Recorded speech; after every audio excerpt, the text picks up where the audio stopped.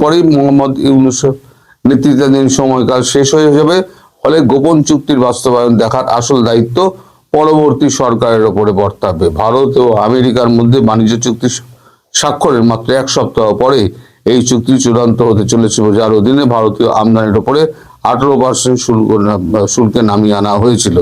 তাহলে 18% বাংলাদেশে করা হয়েছে, ভারতে করা হয়েছে। বাংলাদেশের লোককে বলা হচ্ছে এবার এটা 15% করা হবে আমাদের এই চুক্তির মাধ্যমে। কিন্তু সেটা নন ডিসক্লোজার এগ্রিমেন্টে কেন? প্রশ্নটা সেখানেই জাগছে, নন ডিসক্লোজার এগ্রিমেন্টে কেন? আমাদের এখানে যে চুক্তি, যে কোনো দেশে কোনো চুক্তি কোনো দেশের সঙ্গে হলে পরে সেখানে পার্লামেন্টে একটা বিতর্ক হয়। এটা তো আর সেনা শাসিত দেশ নয়, এখানে একটা ডেমোক্রেসি হলেও, মানে এখন ডেমোক্রেসি নেই, তবুও অনেকগুলো রাজনৈতিক দল রয়েছে, তাদের সঙ্গে আলাপ আলোচনা করার একটা দরকার ছিল। কিন্তু কারোর সঙ্গে মোহাম্মদ ইউনূস কোনো আলোচনা করছেন না। তিনি যাওয়ার আগে বাংলাদেশকে শেষ বাঁশটা দিয়ে যাচ্ছেন। মানে আমি তো যাচ্ছি, তোদের যা বাঁশটা আমি দিয়ে যাচ্ছি, এই বাঁশ নিয়ে সারা জীবন তোরা ভুগবে। ব্যাপারটা হলো এইরকম, মানে আমি তো গেলাম, তোদেরকে মেরে গেলাম। এই লোকটাকে নিয়ে কি করা যায়? এখন এই যে নন ডিসক্লোজার এগ্রিমেন্ট সম্পর্কে আমরা যতটুকু জানতে পেরেছি, তাতে যেটা থাকছে, তাতে প্রথম হচ্ছে বাংলাদেশ 15% নামিয়ে আনবে কি আনবে না ইউএস বাংলাদেশের ট্যারিফ, সেটা নিয়ে কোনো রকম নিশ্চয়তা কিন্তু ইউএস দেয়নি। কিন্তু ইউএস কে বাংলাদেশ একটা উপহারের ডালি সাজিয়ে দিয়েছে। উপহারের ডালিতে কি কি রয়েছে? রয়েছে চীন থেকে কোনো রকম অস্ত্র শস্ত্র যন্ত্রাদি ইত্যাদি, প্লেন, তারপর সমরাস্ত্র কিচ্ছু কেনা যাবে না। যা কিনতে হবে সমস্ত ইউএস থেকে কিনতে হবে, এবং যে দামে বলবে সেই দামে কিনতে হবে। দ্বিতীয় হচ্ছে গুণগত মান পরীক্ষা। সব দেশে একটা গুণগত মান পরীক্ষা করে, যে মাল আসবে তার উপরে, ইউএস এর থেকে যে মাল আসবে তার গুণগত মাল কোনো পরীক্ষা করার কোনো ব্যবস্থা করা হবে না। তৃতীয় হচ্ছে বাংলাদেশকে যে মাল পাঠানো হবে সেই মালের দাম ট্যাক্স শুদ্ধ 15 দিনের মধ্যে তা মিটিয়ে দিতে হবে, অথবা 15 দিনের আগে যে টাকা জমা করলে তবে সেই মাল আমেরিকা দেবে। এবং প্রতি মাসে একটা নির্দিষ্ট বেঁধে দেওয়া হয়েছে যে এত পরিমাণ মাল নিতে হবে। এখন বর্তমানে ইউএস এর সঙ্গে বাংলাদেশের যে মানে ব্যবসাটা চলে, সেটা হচ্ছে বাংলাদেশ আমদানি করে ইউএস থেকে $9 বিলিয়ন এবং রপ্তানি করে $2 বিলিয়ন। তার মধ্যে ম্যাক্সিমামটা হচ্ছে গিয়ে আপনার ওই জামা কাপড়, পোশাক শিল্প। এখন পোশাক শিল্পের তো দফা রফা হয়ে গিয়েছে। এখন এই যে ডিলগুলো হয় না, এই ডিলগুলো কিন্তু এত তাড়াতাড়ি হয় না। আমাদের দেশের ডিলটা দেখুন, আগস্ট থেকে টানাটানি হচ্ছে, এখনো পর্যন্ত ডিল হবে বলে বলছে। মার্চের মিডলে হয়তো ডিল হলেও হতে পারে, যে খবরটা আমি দুপুরবেলা করলাম, মার্চের মিডল হয়ে যেতে পারে। ইউরোপিয়ান ইউনিয়নের সঙ্গে গিয়ে আমাদের ঝপ করে ডিল হয়ে গেল। বহুদিন ধরে আলোচনা চলছে, আলোচনা হতে হতে হতে হতে তার এর আগে একবার উর্সুলা ফ্যান ডার লেয়েন এসেছিলেন একবার ভারতবর্ষে, তখন ওই ডিল নিয়েই কথাবার্তা হয়েছিল মোদির সঙ্গে এবং আমাদের বাণিজ্য মন্ত্রীর সঙ্গে। তো এইগুলো বহুদিন ধরে আলোচনা হয়, কিন্তু কোনো কিছু গোপন থাকে না। যা থাকে সরকার সামনে, দেশের মানুষের সামনে তা উপস্থিত করে। কারণ টাকাটা দেবে কে? টাকাটা দেবে দেশের মানুষ। এখন যে চুক্তিটা কেন করছে, এক হচ্ছে ভারতের থেকে আমার ট্যারিফ নিচে, সেটা একটা দেখানো, যেটা বাস্তবে হবে না।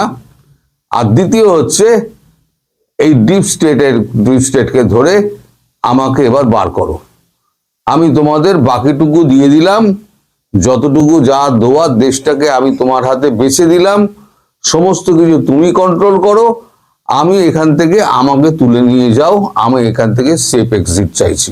কারণ যদি নির্বাচন হয় তাহলে মোহাম্মদ ইউনূসের কোনো ক্ষমতা থাকবে না। তিনি এবার বসে বসে কি ঘন্টা বাজাবেন না, তিনি এখান দিয়ে কাটবেন। সেই কাটার পথটা যাতে ইউএস করে দেয় তার জন্য একটা গোপন ডিল করা হচ্ছে। এইবার পরবর্তী সরকার এসে বুঝবে সে কার্যকর করতে পারবে কি পারবে না, তার পক্ষে কতটা সম্ভব হবে কতটা সম্ভব হবে না। এখন এই যে আপনার ধরে নিলাম তর্কের খাতিরে 3% কমে গেল, 15% হলো। এবার আপনার মেন যেটা উৎপাদন সেটা হচ্ছে পোশাক শিল্প। পোশাক শিল্পের অর্ধেক তো জ্বালিয়ে দিয়েছেন, আপনার লোকজনই জ্বালিয়ে পুড়িয়ে শেষ করে দিয়েছে। বাকি যেটুকু আছে সেটুকু টিকে আছে, কিন্তু মানে আমদানি নির্ভর, তুলো আমদানি হোক, রেশম আমদানি হোক, যাই হোক না কেন সেটা হচ্ছে আমদানি নির্ভর। এবার হচ্ছে আপনার সমস্ত এই যে বন্দরগুলো ভারতবর্ষের সব তো স্থলবন্দর বন্ধ করে দিয়েছে, আপনাকে জাহাজে করে পাঠাতে হবে। এবার 10টা জিনিস একসঙ্গে হলে তবে তো হারমোনাইজ হয়।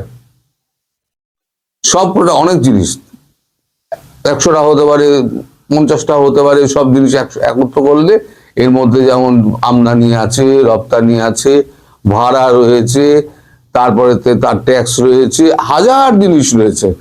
এই সমস্ত করে এই যে 3% কমানোর জন্য মোহাম্মদ ইউনূস যে 3% দেখানোর জন্য করছেন, সেটা দেখা যাবে আলটিমেটলি 30% হয়ে যাচ্ছে। তাহলে বাংলাদেশের পোশাকটা আমেরিকাতে চলবে কি করে? যেখানে ভারত 18% এখনো পর্যন্ত ঠিক আছে, 18%-এ ভারত যদি পাঠিয়ে দেয় তাহলে পরে সেখানে 30% ট্যারিফ দিয়ে হবে কি করে? তারপর ভারত থেকে তো তুলো পাবে না, ভারত থেকে রেশম পাবে না, তাহলে পরে কোথা থেকে আনবে? সেও একটা খরচা।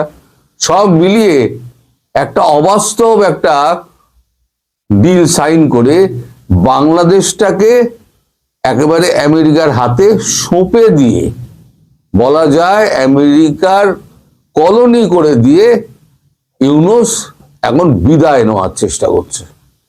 এই মানুষটিকে আপনারা আটকান। যদিও ভোট উনি করে যেতে পারেন, তাহলে এই মানুষটি কিন্তু দেশ থেকে বার হতে আপনারা দেবেন না। এটা আপনাদের দায়িত্ব। এই মানুষটিকে ধরে এই মানুষটিকে জেলবন্দি করে রাখার দায়িত্ব কিন্তু বাংলাদেশের সাধারণ মানুষের। কারণ আপনাদের রক্ত বিক্রি করে দিয়েছে এই মোহাম্মদ ইউনূসকে যদি আপনারা ছেড়ে দেন, জানবেন আপনাদের কপালে অশেষ দুর্গতি আছে। যতক্ষণ মোহাম্মদ ইউনূস সিআই এর এজেন্ট আপনাদের হাতে রয়েছে, ততক্ষণ আপনারা আর্মপিস্ট করতে পারবেন, বাংলাদেশে আর্মপিস্ট করতে পারবেন। কারণ সিআই এর একমাত্র এজেন্ট হচ্ছে ইউনূসকে দিয়ে সমস্ত কিছু বলানো যাবে এবং ইউএস এর মুখোশ খুলে যাবে। সুতরাং ইউএস এর মুখোশ যদি খুলতে হয় তাহলে একমাত্র বাংলাদেশের মানুষ পারে। ইউনূসকে আটকে দিন, ইউনূসকে আটকে দিয়ে ওকে জেলে ভরুন আগে, তারপরে পরবর্তী সরকারের কাজ হবে তারপর বিচার প্রক্রিয়া শুরু করা এবং ইউনূসকে দিয়ে স্বীকারোক্তি আদায় করা কি কি তুমি নন ডিসক্লোজার এগ্রিমেন্টে তুমি দিয়েছো। গাড়ি থেকে আরম্ভ করে সাধারণ পণ্য যা কিছু আসবে সমস্ত ইউএস থেকে আসবে, অন্য কোনো জায়গা থেকে আসবে না। এইটা আপনাদের ঘাড়ে যে একটা বোঝা চাপিয়ে দেওয়া হচ্ছে, ইউএস এর যে রেট, সেই রেট আপনাদেরকে যে বোঝা চাপিয়ে দেওয়া হচ্ছে, সেই বোঝা কিন্তু আপনারা বুঝতে পারবেন না। আপনারা পুজো হয়ে যাবেন, আপনারা মানে খুব অল্প বয়সে আপনারা বৃদ্ধ হয়ে যাবেন। আপনাদের বংশ পরম্পরায় এই যে আপনাদের গোলামির খাতায় নাম লিখিয়ে দিলেন ডক্টর ইউনূস, তাকে আপনারা ছাড়বেন না। যদি ছাড়েন তাহলে আপনাদের দুর্গতি। আপনাদের প্রায়শই অভিযোগ থাকে যে আমি যা বলি তার কিছুই নেই, খাটে না। কয়েকদিন আগে একটা ভিডিও করেছিলাম যে পাকিস্তান দেখবেন ঠিক খেলতে আসছে। এখন দেখুন পিসিবির সঙ্গে এখন বৈঠক হচ্ছে, আইসিসির বৈঠকে যা বেরিয়েছে তাতে ওই 15 তারিখ যে ওয়ার্ল্ড কাপটার ম্যাচ রয়েছে ইন্ডিয়ার সাথে কলম্বোতে, সে ম্যাচটা তারা খেলবে। কতগুলো শর্ত দিয়েছে। কি শর্ত জানেন? আমি বলছিলাম পাকিস্তান টাকা চেনে, টাকা টাকা। আপনাদের কাছে মুসলিম ব্রাদারহুড কোনো মিন করে না। ওরা মাল পেলে ওরা প্যালেস্টাইনের বুকেও গুলি ছোড়ে, জর্ডানে ছুড়েছিল না। ওরা মুসলিম উম্মার নেতা হতে চায়, ও আর তার্কির মধ্যে লড়াই চলে।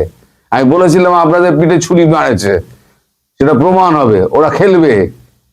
তখন আপনারা আমার কমেন্টে লিখেছিলেন আপনি শতভাগ ভুল করছেন, ওরা খেলবে না, আমাদের পাশে দাঁড়াবে, ওরা মুসলিম কান্ট্রি, আমাদের বড় ভাই। দেখুন আপনাদের বড় ভাইয়ের চরিত্র।